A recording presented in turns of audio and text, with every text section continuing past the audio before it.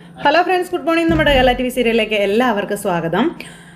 അങ്ങനത്തെ നമ്മുടെ ഭൂമി അജയ്ക്ക് ചായയൊക്കെ ആയിട്ട് ചെന്ന് കഴിഞ്ഞപ്പോഴത്തേക്കും ഭൂമിയോട് ഭയങ്കര സൗമ്യമായി സ്നേഹമായിട്ട് അജയ് സംസാരിച്ചു. അപ്പോൾ അത് കേട്ട് കഴിഞ്ഞപ്പോഴത്തേക്കും സാറിന് ഇത് പറ്റില്ല കേട്ടോ, സാറ് കുറച്ചുകൂടിയൊക്കെ ഒന്ന് എന്താ പറയുന്നത്, ഭയങ്കരമായിട്ട് സംസാരിക്കുന്നത് നല്ലതെന്നൊക്കെ പറയുമ്പോഴേക്കും അജയ് ഇങ്ങനെ ഭൂമിയെ നോക്കും. അപ്പോൾ ഭൂമി ഒരു ചിരിയൊക്കെ ചിരിച്ചങ്ങ് പോയപ്പോൾ നിക്കടി അവിടെയെന്ന് പറഞ്ഞു. എടുത്തോണ്ട് പോടി നിൻ്റെ ചായ എന്നും പറഞ്ഞു ഭൂമിയെ രണ്ട് പേടിപ്പീര്.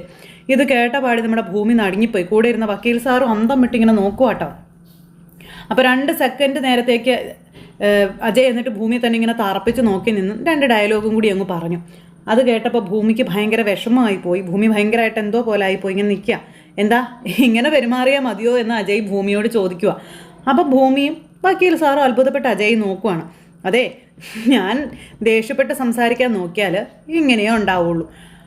സൗമ്യമായി സംസാരിക്കുന്നത് തനിക്ക് ഇഷ്ടമല്ല എന്നുണ്ടെങ്കിൽ ഇനി മുതൽ ഞാൻ ഇങ്ങനെ തന്നെ സംസാരിക്കാൻ കേട്ടോ എന്ന് പറഞ്ഞു. അപ്പോഴത്തേക്ക് എൻ്റെ പൊന്ന് സാറേ വേണ്ട, സാറ് സൗമ്യമായി തന്നെ സംസാരിച്ചാൽ മതി കേട്ടോ, ശരിക്കും ഞാൻ പേടിച്ചു പോയെന്ന് പറഞ്ഞു.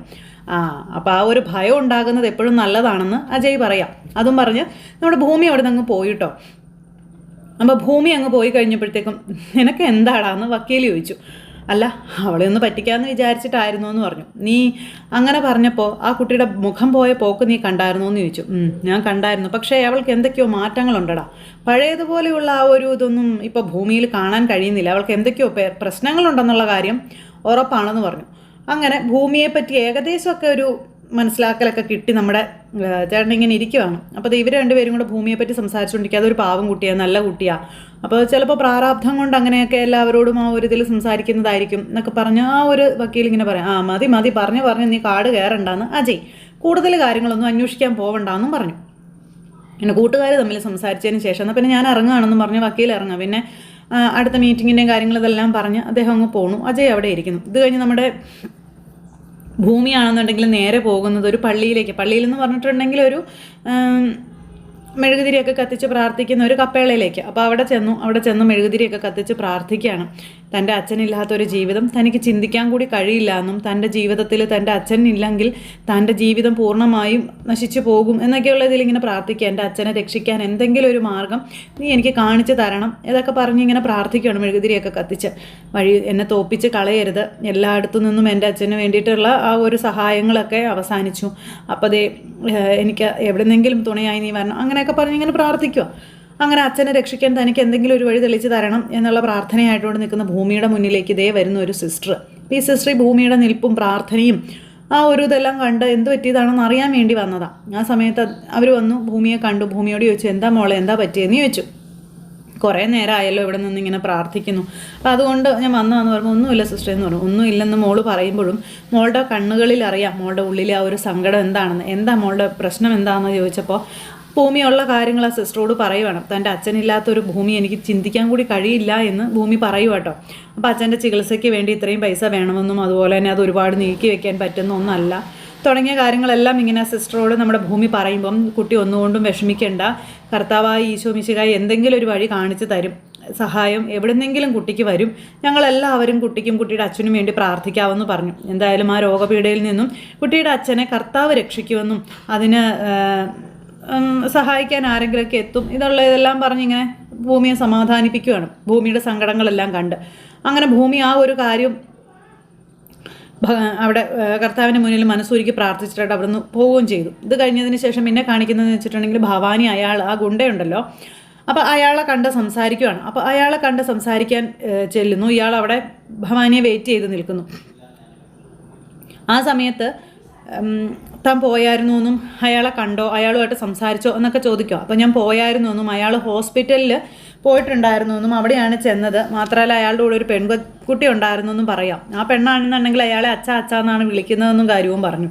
അതൊരു പക്ഷേ അയാളുടെ മകളായിക്കൂടെ എന്നും ചോദിച്ചപ്പോൾ അത് അങ്ങനെയാണോ എന്നുള്ളത് നമ്മൾ ഉറപ്പ് വരുത്തണം എന്ന കാര്യം ഭവാനി പറയുന്നു. വർഷങ്ങൾക്ക് മുമ്പ് ഞാൻ അയാളെ ഏൽപ്പിച്ച ആ പെണ്ണ് അതൊന്ന് ജീവനോടെ ഇരിപ്പുണ്ടോ ഇല്ലയോ എന്നുള്ളത് എനിക്കറിയണം. ആ പെണ്ണ് ജീവനോടെ ഇരിപ്പുണ്ടെന്നുണ്ടെങ്കിൽ അത് വലിയൊരു ആപത്താണെന്നും പിന്നെ അവൾ ഈ ഭൂമിയിൽ ജീവിച്ചിരിക്കരുതെന്നും പറയാം. പിന്നീട് ഈ ഭൂമിയിൽ ജീവനോടെ ഉണ്ടാകേണ്ടത് 2 പേര് മാത്രം, ജീവനോടെ ഉണ്ടാവരുത് എന്നും പറയാം 2 പേര്, അതായത് അച്യുതനും അതുപോലെ തന്നെ ഭൂമിയും ജീവനോടെ ഉണ്ടാകരുതെന്നും ഭവാനി അയാളോട് പറയുക. എന്ത് വില കൊടുത്തിട്ടാണെങ്കിലും അത് ആരാണ് എന്താണെന്നുള്ളത് കണ്ടുപിടിക്കണമെന്നും. അതുമാത്രമല്ല ആ പെണ്ണാണോ അച്യുതൻ്റെ കൂടെ ഉള്ളത് എന്ന് അറിയാനായിട്ടൊരു വഴി ആ പെണ്ണിൻ്റെ പുറത്ത് വലതുഭാഗത്ത് തോളിൻ്റെ മുകളിലായി ഒരു കറുത്ത മറുകുണ്ടെന്നും ആ മറുകുണ്ടെങ്കിൽ അന്ന് മറുകുള്ള പെണ്ണാണെങ്കിൽ അന്ന് ഞാൻ അച്യുതനെ ഏൽപ്പിച്ച ആ പെണ്ണ് തന്നെയാണ് കൂടെ ഉള്ളത്, അയാളുടെ മകളായി ജീവിക്കുന്നതെന്നുള്ള കാര്യമൊക്കെ ഭവാനി പറയാം. ഇപ്പം എത്രയും പെട്ടെന്ന് വിത്തിൻ സെക്കൻഡുകൾക്കുള്ളിൽ പറ്റുമെന്നുണ്ടെങ്കിൽ അത്രയും പെട്ടെന്ന് അവർ തമ്മിലുള്ള ആ ഒരു കണക്ഷൻ എനിക്ക് കിട്ടിയിരിക്കണം. ആ പെണ്ണ് ഈ ഭൂമിയിൽ ജീവിച്ചിരിപ്പുണ്ടോ എന്ന് എനിക്ക് അറിയണം എന്നും പറഞ്ഞിങ്ങനെ ഈ ഭവാനി ഭയങ്കര ഇതായിട്ട് ഇങ്ങനെ പറയുക. അപ്പോൾ അത് കേട്ടപ്പോൾ ശരി, അയാൾ അതെല്ലാം ഓക്കെ പറഞ്ഞ് അയാൾ അങ്ങ് പോയി. പിന്നെ അയാൾ അച്യുതനെ അങ്ങോട്ട് ഫോളോ അപ്പ് ചെയ്യാൻ തുടങ്ങി. ഇയാൾ അച്യുതൻ പോണ വഴിക്കും വരുന്ന വഴിക്കും ഇരിക്കണ വഴിക്കും നടക്കണ വഴിക്കും എല്ലാം ഇയാൾ പിന്നാലെ ഉണ്ട്. എന്നിട്ട് ഇയാൾ തപ്പി ഇവരുടെ വീട്ടിൽ ചെന്ന് കഴിഞ്ഞപ്പം അച്യുതനും അതുപോലെ തന്നെ ഭൂമിയും കൂടെ പോകാനായിട്ട് ഇറങ്ങും. അപ്പോൾ ഇവരെല്ലാവരും കൂടി ചേർന്ന് മുറ്റത്ത് നിന്ന് സംസാരിക്കും കേട്ടോ. മുറ്റത്ത് നിന്ന് സംസാരിക്കുന്ന കണ്ട് ഇയാൾ പെട്ടെന്ന് അവരുടെ പറമ്പിലെ കൊടിയുടെ മറവിലേക്ക് ഒളിച്ചു. എന്നിട്ട് അവിടെ നിന്ന് ഇവരെ നോക്കുക. അപ്പോൾ അച്ഛാന്നും പറഞ്ഞുകൊണ്ട് ഭൂമി വിളിക്കുക. അപ്പോഴത്തേക്ക് അച്യുതൻ അങ്ങോട്ടേക്ക് ഇറങ്ങി വന്നു. അച്യുതനും ഭൂമിയും കൂടെ അവിടെ നിന്ന് ഇങ്ങനെ സംസാരിച്ചിട്ട് ഇവർ തമ്മിൽ പോകുന്ന കാര്യങ്ങളൊക്കെ അമ്മയോട് പറയുക. അപ്പോൾ അംബികയാണെന്നുണ്ടെങ്കിൽ അച്ഛനെയും മോളെയും കുറേ ഉപദേശമൊക്കെ കൊടുത്ത് ഇങ്ങനെ പറഞ്ഞു വിടുന്നു.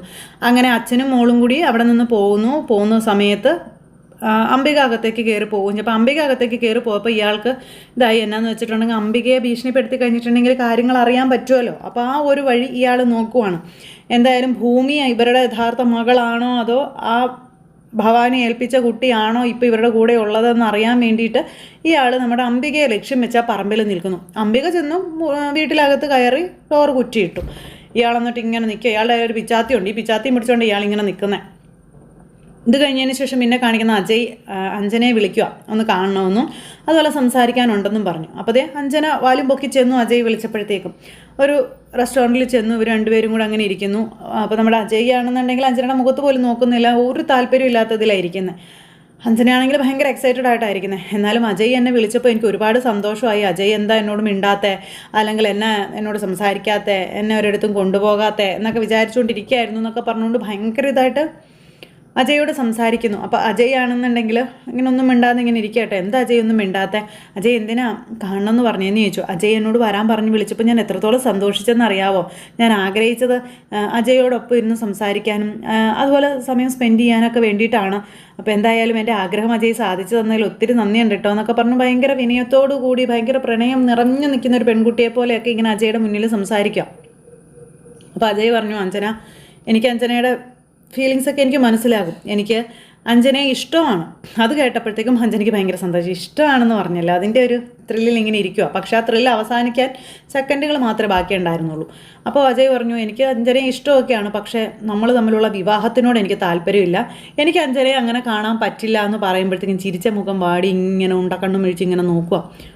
വാട്ട് യു മീൻ എന്ന് ചോദിച്ചപ്പോഴത്തേക്കും നമ്മുടെ അഞ്ജന, അതെ അഞ്ജന, ഞാൻ പറയുന്നത് നീ സൗമ്യമായി കേൾക്കണമെന്നും ഒച്ചയൊന്നും വെക്കരുതെന്നും പറയുക. എനിക്ക് ഒരിക്കലും നിന്നെ എൻ്റെ ഭാര്യയുടെ സ്ഥാനത്ത് കാണാൻ കഴിയില്ല. എനിക്ക് അങ്ങനെയൊന്നും ചിന്തിക്കാൻ കൂടി കഴിയില്ല. മാത്രമല്ല ഒരു വിവാഹത്തെപ്പറ്റിയൊന്നും ഞാനിപ്പോൾ ചിന്തിക്കുന്ന പോലും ഇല്ല എന്നും അജയ് ഇങ്ങനെ പറയുന്നു. അപ്പോഴും അഞ്ജനയുടെ ഉള്ളിൽ കിടക്കുന്നത് അജയ്ക്ക് ഭൂമിയോട് എന്തോ ഒരു കണക്ഷൻ ഉണ്ട് എന്നുള്ളതാണ്. അങ്ങനെ ആ ഒരു തെറ്റിദ്ധാരണ ഉള്ളിൽ കിടക്കുന്നത് കൊണ്ട് ഭൂമിയോട് കലിപ്പ് കൂടി വന്നുകൊണ്ടിരിക്കുകയാണ് അഞ്ജനയ്ക്ക്. അതെന്താ അജയ്, ഞാനല്ലാതെ അജയുടെ മനസ്സിൽ മറ്റാരെങ്കിലും ഉണ്ടോ എന്ന് അഞ്ജന ചോദിച്ചു. അപ്പം അതൊന്നും അല്ല, പിന്നെ എന്താ അജയുടെ കണ്ണുകളിൽ എനിക്കുള്ളൊരു കുറവ്? എന്നെ വിവാഹം കഴിക്കാൻ പറ്റാത്തതായിട്ട് എന്ത് കുഴപ്പമാണ് എനിക്കുള്ളതെന്നൊക്കെ ചോദിക്കുവാണ്. അപ്പോൾ അങ്ങനെ അജയോട് കുറേ ചോദ്യങ്ങളൊക്കെ അഞ്ജന ചോദിച്ചു. അജയ് അതിനൊക്കെ മറുപടിയും കൊടുക്കുന്നുണ്ട്. പക്ഷേ അതുകൊണ്ടൊന്നും അഞ്ജന തൃപ്തിപ്പെടുന്നില്ല. അഞ്ജനയ്ക്കാണെന്നുണ്ടെങ്കിൽ അജയോടെ കൊല്ലാനുള്ള കലിയുണ്ട്. അങ്ങനെ അതെല്ലാം കേട്ട് അഞ്ജന ഇങ്ങനെ ഭയങ്കരമായിട്ട് ഭ്രാന്തിയെ പോലെ അവിടെ ഇരിക്കുക. അജയ് പറയാനുള്ള കാര്യങ്ങൾ മുഖത്ത് നോക്കി പറയുകയും ചെയ്തു.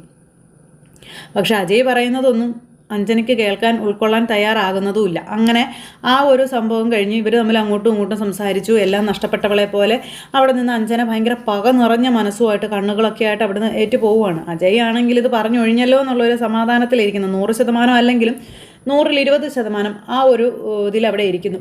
ഇത് കഴിഞ്ഞതിന് ശേഷം പിന്നെ കാണിക്കുന്നതെന്ന് പറഞ്ഞിട്ടുണ്ടെങ്കിൽ നമ്മുടെ ഭൂമി ഇങ്ങനെ വണ്ടി ഓടിച്ച് വരിക. അപ്പോൾ ഭൂമി വണ്ടി ഓടിച്ച് വരുന്ന സമയത്ത് ഭൂമി ഒരാൾ ഫോളോ ചെയ്യുന്നു.